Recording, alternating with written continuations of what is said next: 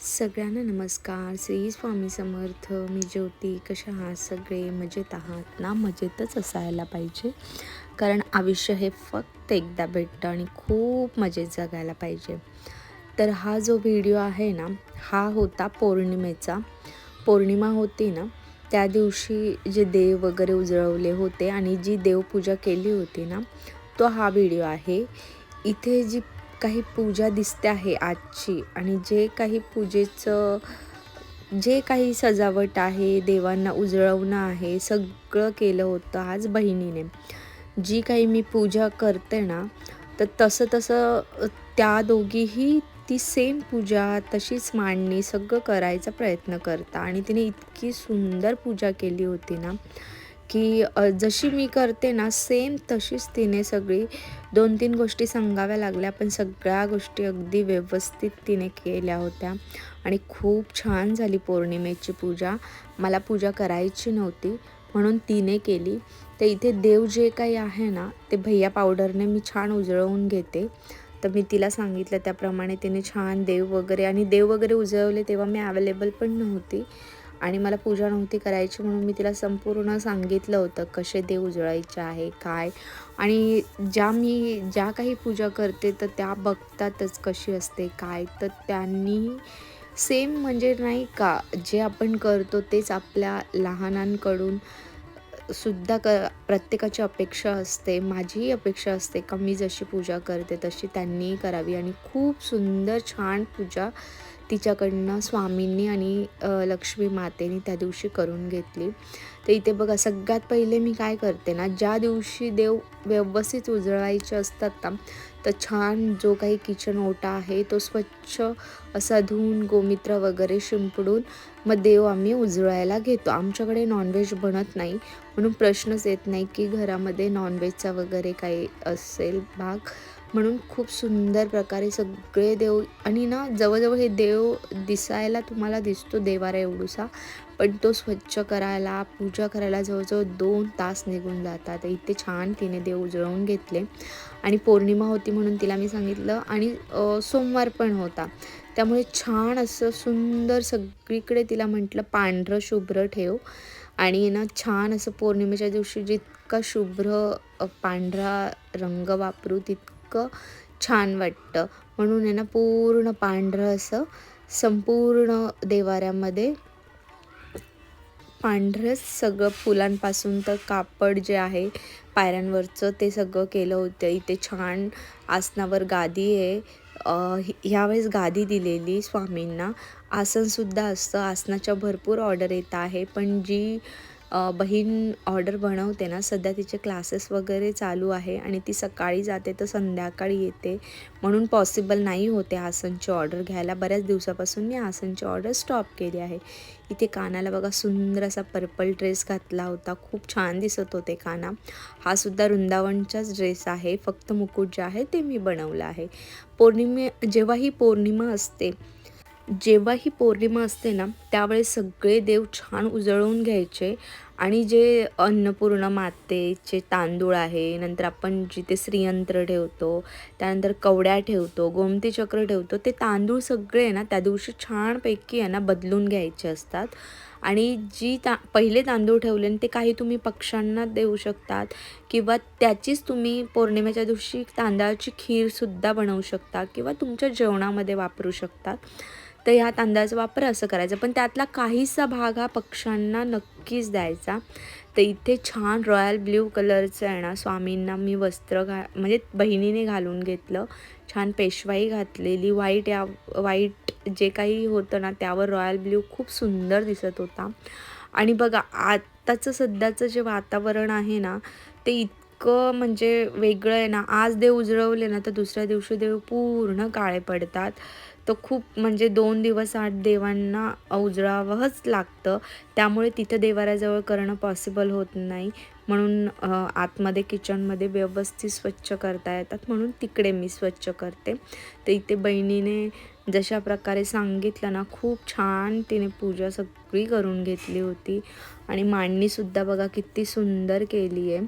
त्यानंतर एका साईडला आहे ना, हे मी ठेवते ना तिथं देवीचा आमचा कळश असतो, पण सध्या त्याला कोंब फुटला आणि तो गावी पाठवला. तर जो कळश असतो ना देवीचा, तो मी पुन्हा नाही मांडला आहे. तो मला लवकरात लवकर मांडायचा आहे, पण मध्ये काही ना काही प्रॉब्लेम होते त्यामुळे नाही पॉसिबल झालं. तर तिथे मी सध्या गंगाजल ठेवते. एक आमच्या मावशी आहेत ना, त्या गेल्या होत्या देवदर्शनात, तेव्हा त्यांनी आहे ना गंगाजल आणलं. तर तेच गंगाजल मी तिथे ठेवते आहे. आणि समोर पादुका, स्वामींच्या ज्या अक्कलकोटवरून पादुका आणल्या आहेत ना, त्या मी ठेवते. त्यानंतर इथे श्रीयंत्रावर छान कुंकू घालून घ्यायचं आहे. कधीही श्रीयंत्र आपण जेव्हाही ठेवतो ना, ते तांदळामध्येच ठेवायचं आहे. आणि जी म्हणजे बघा, श्रीयंत्राला आहे ना ज्या दिशा असतात ना, त्यामधली जी पायऱ्यांची दिशा असते ती एकसारखी समानता येते ना, ती आपल्या बाजूला ठेवायची आहे. त्यानंतर खूप वेळा मला विचारलं की कवड्यांच्या बाजूला त्या दुसऱ्या कवड्या कुठल्या आहे. तर हे गोमती चक्र आहे. हे 5 किंवा 7च्या स्वरूपात तुम्ही ठेवू शकतात. तर मी एक शॉर्ट व्हिडिओ बनवला आहे, त्यात थोडक्यात माहितीसुद्धा मी पौर्णिमेची दिली आहे. सगळ्यांनी तो शॉर्ट व्हिडिओ नक्की बघा. पौर्णिमेला आपण ज्या काही सेवा करतो ना, त्याची जी फळप्राप्ती आहे ना, ती दुपटीने वाढते. त्या दिवशी असं म्हणतात की पृथ्वीवर आहे ना साक्षात देवांचा वास असतो. ब्रह्ममुहूर्तावर आहे ना स्वतः देव येऊन आहे ना, जे आपलं गंगा माता आहे, नर्मदा आहे, यमुना आहे, ज्या काही नद्या आहेत तिथे स्नान करतात. म्हणून पौर्णिमेला इतकं महत्त्व आहे. आणि कुंकूचं का महत्त्व आहे ना, कुंकू प्युअर पाहिजे, पण कुंकू जो हळदीपासून बनलेला असतो ना, त्यापासून आहे ना, ज्या वेळेस आपण लक्ष्मी मातेचं कुंकुमार्चन करतो किंवा आपल्या कुलदेवतेचं कुंकुमार्चन करतो किंवा श्रीयंत्रावर कुंकुमार्चन करतो ना, तर ते देवीला प्रभावित करतं. आणि त्यामध्ये आहे ना कुंकवामध्ये इतकी शक्ती आहे ना, म्हणून ते देवीला तितकं प्रिय आहे. जेव्हाही तुम्ही देवीचं कुंकुमार्चन करत असाल तर पायापासून डोक्यापर्यंत करायचं आहे. आणि आपल्या करंगळीच्या बाजूचं बोट आणि अंगठा यामध्ये चिमूट धरून आहे ना कुंकुमार्चन करायचं असतं. पुढे कसं कुंकुमार्चन केलं आहे, कशी पूजा मांडली आहे, ते पुढे मी दाखवणारच आहे. ही फक्त मॉर्निंगची पूजा होती, जिथे सकाळची तिने छान अशी पूजा करून घेतली होती. आणि हे प्रत्येक देवांना जे गजरे घातले ते स्वतः हाताने घरी बनवलेले गजरे आहे. आणि बघा किती सुंदर दिसत आहेत गजरे. आणि जेव्हा आपण स्वतःच्या हाताने देवांना जेव्हा ज्या काही गोष्टी करतो ना, त्याचं जे काही आनंद आहे, जे काही फळ आहे ना, ते आपल्याला दुपटीने भेटत असतं. तर बघा, कधी जेव्हाही आपण पूजा करतो ना, तर असं नाही आहे की त्यामध्ये आपल्याला काहीतरी मिळावं, काहीतरी हवं आहे म्हणूनच पूजा केली गेली पाहिजे. कधी काही न मागताही पूजा केली किंवा जे तुम्हाला दिलं आहे त्या गोष्टीची कृतज्ञता व्यक्त करण्यासाठीही आपण जर पूजा केली ना, तर आपल्याला काय हवं आहे ना, हे आपण विचार करतो ना, त्याच्या 10 पटीने जास्त आहे ना आपले परमात्मा करत असतात. आणि ते आपल्यासाठी चांगलं काय ते देत असतात. म्हणून कधीतरी ना काही न मागता ही पूजा करावी. खूप काही आपल्याला भेटतं. आणि जे दिलं आहे स्वामींनी त्याचं खरोखर म्हणतात ना, स्वामींना हात जोडून आहे ना त्याबद्दल कृतज्ञता व्यक्त केली पाहिजे. आणि इथं बघा किती सुंदर पूजा तिने केली होती. आणि एवढी सुंदर पूजा केली होती ना, खूप छान प्रकारे फुलं, नीटनेटकेपणा, स्वच्छता, सगळ्या गोष्टी बघा किती सुंदर. कानासुद्धा किती सुंदर. हे मुकुट आहे ना, ह्या ड्रेसवर सुद्धा कानाचं मॅचिंग झालं. आणि जेव्हा देवींना गजरे आणि फुलं आपण ठेवतो ना देवाऱ्यात, तर त्या पूजेमध्ये ना एक जिवंतपणा येतो आणि खूप सुंदर वाटतं. तर इथे बघा स्वामींनी तिला फुलाद्वारे आशीर्वादसुद्धा दिला. त्यानंतर इथे जी मांडणी होती ती पौर्णिमेला जे कुंकुमार्चन करायचं होतं ना, ती मांडणी होती. ते इथे छान तिला सांगितलं होतं की जो आपला लक्ष्मी दिवा आहे ना, तो छान प्रज्वलित करून घे. यामध्ये मी काय केलं ना, हळदी आणि कुंकुम मिक्स करून घेतलं होतं. आणि ते त्यापासूनच स्वास्तिक नंतर ज्या गोष्टीसाठी लागत होतं ना, तर ते हे यूज करायला लावलेलं. तर माझ्याकडे आहे ना धनकुंचनसुद्धा आहे. पण मी जी सेवा केली ना यावेळेस, ती मी अष्टलक्ष्मी कळशाची केली. कारण आहे ना त्यामध्ये अष्टलक्ष्मीचे ज्या 8ही लक्ष्मी आहेत त्या सगळ्या आहे.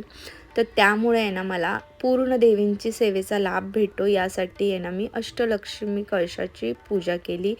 धनलक्ष्मी कुंचन आणि अष्टलक्ष्मी कळस हे दोघंही सेम आहे, त्यात मिळणाऱ्या गोष्टीसुद्धा सेम आहेत. म्हणून तुम्ही सेवा ही सेमच आहे, फक्त तो कुंचन आहे आणि हा अष्टलक्ष्मी कळश आहे. पण त्यात ज्या काही वस्तू जातात, ज्या काही गोष्टी जातात ना, तर त्या सेमच आहे. तर इथे सर्वप्रथम तिला मी दिवा प्रज्वलित करून घ्यायला सांगितला. त्यानंतर जिथे पूजा मांडणी करायची ती जागा स्वच्छ करून घ्यायला सांगितली. त्यानंतर सुंदर असे हळदी आणि कुंकवापासून आहे ना स्वास्तिक बनवून घ्यायला सांगितलं. आणि मग पूजेची मांडणी अतिशय साधी मांडणी आहे, पण एक पूजेमध्ये सुंदरता यावी किंवा आपली पूजा अजून प्रसन्न वाटावी. कारण लक्ष्मीला स्वच्छता, नीटनेटकेपणा, त्यानंतर लक्ष्मीला म्हणजे म्हणतात ना, पूजेतली सजावट, ह्या सगळ्या गोष्टी लक्ष्मीला खूप प्रिय आहे. म्हणून हा सगळा आहे ना थाटमाट असतो. आणि माझी साधी पूजा जरी असेल ना, तर ती खूप अतिशय छान प्रकारे त्याची मांडणी असते. म्हणून बघा इथे छान चौरंग मांडून घेतला तिने. आणि हा जो चौरंगावर जे वस्त्र अंथरले आहे ना, ते स्वतः तिनेच शिवले आहे चौरंगांचे, आणि वस्त्रसुद्धा हीच बनवते. त्यानंतर बघा हे कमळाचं सुंदर असं, ती बोलली ताई आपण कमळाचं आहे ना हे छान असं मागे ठेवूया, कारण देवीला कमळ प्रिय आहे म्हणून. त्यानंतर छान त्यावर छोटा अजून एक पाट मांडून घेतला आणि त्यावर अष्टकमळ जो कळश आहे तो ठेवला. तर आज आहे ना तिच्याकडनं ही सुद्धा सेवा आहे ना तिच्या हातून घडली. म्हणतात ना, देवाला ज्याच्याकडून करून घ्यायची सेवा देव त्याच्याकडून करूनच करून घेतात. तर इथे छान लक्ष्मी कळश ठेवला तिने. इथे छान याचीही सेवा केली आणि जे कुंकुम अर्चन आहे ना श्रीयंत्रावर त्याचीही सेवा केली. जेव्हाही आहे ना आपण ही सेवा करतो ना, तेव्हा छान अशा पद्धतीने मांडणी करायची. आणि साधी सिंपल आहे. जितक्या वेळा तुम्ही हे यामध्ये जे काही गोष्टी टाकताय लक्ष्मीला प्रिय असणारे तांदूळ, इथे कंटिन्यू तुम्हाला आहे ना लक्ष्मी मातेचं नामस्मरण करायचं आहे. श्रीसूक्त बोलायचं आहे. तुम्हाला श्रीसूक्त पाठ असेल तर तुम्ही बोलू शकता, नसेल पाठ तर तुम्ही मोबाईलवर लावूनसुद्धा हे करू शकतात ही सेवा. याच्यानंतर आहे ना छान लक्ष्मी जितक्या आठही लक्ष्मीला आहे ना कुंकू तिला लावून घ्यायला सांगितला. छान कळशाची मांडणी तिने करून घेतली. त्यानंतर पुढे जी काही सेवा करायची होती श्रीयंत्राची ती करायला सांगितली. तर इथे बघा कळश किती सुंदर वाटतोय. तर हा मी दादरवरून घेतला आहे. आणि हा जो कळश आहे ना खूप सुंदर आहे, खूप छान कोरीव काम आहे. बाप्पा मोरया स्टोअरमधून हा जो कळश आहे ना तो घेतला. याबद्दलची संपूर्ण माहिती, तो कितीला आहे, काय, सगळं आपल्या व्हिडिओमध्ये आहे. ज्या ज्या ताईंना हवं आहे ते व्हिडिओ बघून त्यांच्याशी कॉन्टॅक्ट करू शकता. किंवा त्यांची वेबसाईटसुद्धा आहे. जे मुंबईमध्येच राहतात ना त्यांनी तिथे स्टोअरला व्हिजिट केली ना तरीही चालेल. तर इथे ह्या ताटाबद्दल पण खूप मला म्हणजे प्रश्न आले होते. तर हे मल्टीपर्पज ताट आहे. बऱ्याच गोष्टींसाठी याचा वापर होतो. हो, ब्लॅक पडतं हे, म्हणून आहे ना छानपैकी त्याला आहे ना व्यवस्थित असं पॅक करून ठेवायचं, मग ते काळं पडत नाही. त्यानंतर सुंदर अशी तिने रांगोळीसुद्धा काढली होती. आणि लक्ष्मी मातेचे जे काही पूजा असतात ना तिथे लाल आणि पिवळा रंग खूप सुंदर वाटतो. तर इथे बघा किती छान तिने ना रांगोळीसुद्धा काढून घेतली होती. सुंदर असं मी एक प्रकारे स्टँड बनवून श्रीयंत्र त्यावर ठेवले होते. कारण जेव्हा आपण कुंकुम अर्चन करतो ना पूर्ण ते श्रीयंत्र दिसतच नाही, म्हणून अशा प्रकारे मांडणी करून आहे ना मस्त असं. आणि हे गजरे जितके पण तुम्हाला दिसताना ते सगळे हाताने बनवले आहे आणि खूप सुंदर वाटतात. तर इथे छान अशी मांडणी करून घेतली. लक्ष्मी मातेचं इथे छान असं नाव काढून घेतलं. बघा किती सुंदर वाटतंय. आणि लक्ष्मी मातेची जी काही पूजा असते ना तिथे गाऊमातेचे पावलं नक्की काढा. तर इथे जेव्हाही कुंकुम अर्चन करतो ना आपण तेव्हा आहे ना श्रीसूक्त म्हणायचं आहे. त्यानंतर गायत्री मंत्र एक माळ जप करायचे आहे. आणि त्यानंतर आहे ना लक्ष्मी मातेची नामस्मरण करत करत एक हे करंगीच्या बाजूचं जे आपलं बोट असतं ना तिथे एक एक चिमूट आपण कुंकू घ्यायचा आहे आणि श्रीयंत्रावर तो टाकायचा आहे. बघा या प्रकारे. आणि प्रत्येक कुंकुम अर्चन करताना तुम्ही 108 वेळा किंवा 151 वेळा, 121 वेळा तुमच्या जे काही तुम्हाला जमेल त्या पद्धतीने ना तुम्ही असं कुंकुमार्चन करू शकतात. जेव्हाही पौर्णिमा असते ना, तेव्हा हे जे आपलं श्रीयंत्र आहे ना, हे ॲक्टिव्ह करायचं असतं. इथे छान साखरेचा आणि दुधाचा नैवेद्य दाखवला होता, कारण मला त्या दिवशी 4 डे होता म्हणून.